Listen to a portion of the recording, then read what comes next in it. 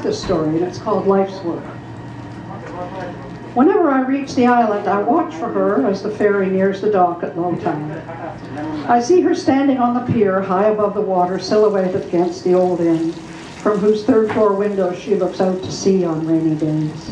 Short, slight, dressed usually in red and blue with salt and pepper hair moistly curling in the early morning mist under her round-brimmed white hat, she smiles broadly as we draw closer.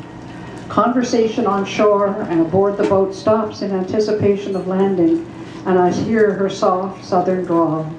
I thought this day would never come. As we grew in friendship over the years, Martha told me about her harsh fundamentalist background, and now, as she reflects on her past to try to make sense of her life, she slowly unravels forgotten memories and then new layers of what her life has been, so that she can put the pieces together and find meaning as it has been and for the future. Putting the puzzle together where there's a missing piece, I ask, would you then go and talk about that with someone to get the waters ruffled? Well, I could do that, or I'd just start talking to the missing piece.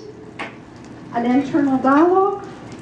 Well, all you really have to do is catch hold of the tail and pull it. What else can you do? Dreams, active imagination, paying attention to my body, like the tense feeling I get in my neck that tells me I'm having a memory. My journal every day and conversation with someone. When something sparks, you kind of pick it up, maybe then, maybe later. That goes back to the painful part. Trying to put it away because of the pain? You never really do? No, I don't think you do. Even when you want to ignore it, you can't give your body away for those feelings. What about the joyful parts? Do they get put away? Yeah, she said, see, what I did growing up and in my marriage was sit on all my feelings. But when I let myself pay attention, as the painful ones came out, the joyful ones came back too. And you see things that you didn't see before. See, I need to keep in touch with you and all my family. But I need to be more by myself now. Be more quiet. To keep on with how I came to be who I am. The more I do, the better I can see that it doesn't have to be the way it was.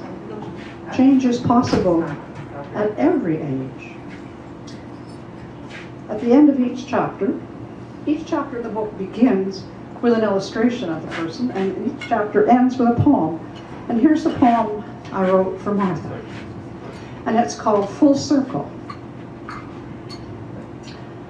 We met, by the way, on an island. Walking on the island, years along the lower coast road, a bellboy carries our words in the wind. Yewberries wrinkle our noses on the way to Ice Pond. Ducks decoy silent.